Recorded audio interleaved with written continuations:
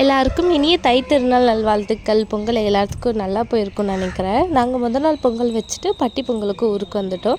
இது வந்து பாப்பாவோட ஃபஸ்ட் பொங்கல். அதுவும் இல்லாமல் நாங்கள் தனியாக வைக்கிற ஒரு ஃபஸ்ட் பொங்கல் கொஞ்சம் ஸ்பெஷலாக தான் இருக்கும். காலையில் டே 5க்கே ஸ்டார்ட் ஆகிடுச்சு. எந்திரிச்சு வாசல் நைட்டே ரெடி பண்ணி வச்சுருந்தேன். கோலெல்லாம் போட்டுட்டு நான் கொஞ்சம் ஃப்ரெஷ் ஆகிட்டு பொங்கல் வைக்கலான்னு வந்துட்டு ஒரு 6:30 போலேயே பொங்கல் ஊற்றி வச்சுட்டோம். நேரமே ஊருக்கு போயிடலான்னு சொல்லிட்டு பொங்கல் ஊற்றி வச்சுட்டு நாங்கள் கொஞ்சம் வெளியில் போய் வேடிக்கை பார்த்துட்டு இருந்தோம். எல்லோரும் கோலெல்லாம் எப்படி போட்டிருக்காங்கன்னு. தெருவே அவ்வளோ நல்லா இருந்துச்சு. எல்லார் வீட்லேயும் சாணம் தெளித்து பொங்கல் ரெடி பண்ணிகிட்டு இருந்தாங்க. 2 பேர்த்துக்குமே பொங்கல் செஞ்ச எக்ஸ்பீரியன்ஸ் இல்லை. ஆனால் எப்படி பால் இல்லாமல் பொங்கல் அழகாக பொங்க வைக்கணும் அப்படின்னு சொல்லி கொடுத்தாரு. ஸ்டவ்வில் தான் வச்சோம். நல்லா வந்துச்சு. எல்லாம் பொங்கலாக ரெடி பண்ணிவிட்டு டெக்கரேஷன் பண்ணுறதுக்காக எடுத்து வச்சுட்டு இருந்தேன்.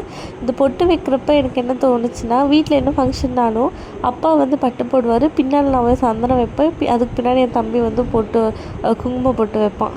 அப்படியே லைனாக வால் மாதிரி சுற்றிட்டுருப்போம் வீட்டுக்குள்ளே. அந்த மெமரிஸ் தான் இருந்துச்சு. எல்லாம் டெக்கரேட் பண்ணிவிட்டு நாங்கள் பூ எதுவுமே வாங்கலையே, அதனால் வாங்கலான்னு சொல்லி போயிட்டுருந்தோம்.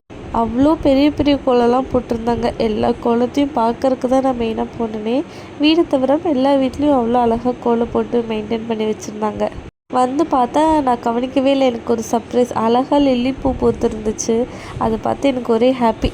பொங்கல்லாம் வச்சு சாமி கும்பிட்டு கிளம்புனோமா. அக்கா வந்தாங்க. பாப்பாவை அக்காட்ட கொடுத்துட்டு அவள் காரில் போயிட்டு விளையாடிட்டு. நாங்கள் பொங்கலுக்குன்னு எந்த ஷாப்பிங்கும் பண்ணல. அத்தை மாமா எனக்கு அவருக்கு எல்லாத்துக்குமே எடுத்துகிட்டு ஊருக்கு கிளம்பிட்டோம். ரொம்ப நாள் கழித்து நானும் மாமாவும் தனியாக இங்கேருந்து ஊருக்கு போனோம் பைக்கில். எங்களுக்கு கல்யாணம் ஆன புதுசில் நாங்கள் போன ஒரு மெமரிஸ் தான் இருந்துச்சு. நாங்கள் எதுவுமே காலையிலேருந்து சாப்பிடவே இல்லையா, அதனால் 2 வடை மட்டும் சாப்பிட்டு போயிட்டோம். மாமா தடபுடலாம் ரெடி பண்ணிகிட்டு இருந்தார் வீட்டில். மீன் குழம்பு, மீன் ஃப்ரை, தலை குழம்பு, ஆட்டுக்கால் குழம்பு என்னென்னமோ பண்ணிகிட்டு இருந்தாங்க. நாங்கள் போய் சாப்பிட்டு நைட்டு போல் ஊரில் பொங்கலுக்கு ஃபங்க்ஷன் வைப்பாங்க. கரும்பெல்லாம் சாப்பிட்டு அதில் போய் கலந்துக்கிட்டோம்.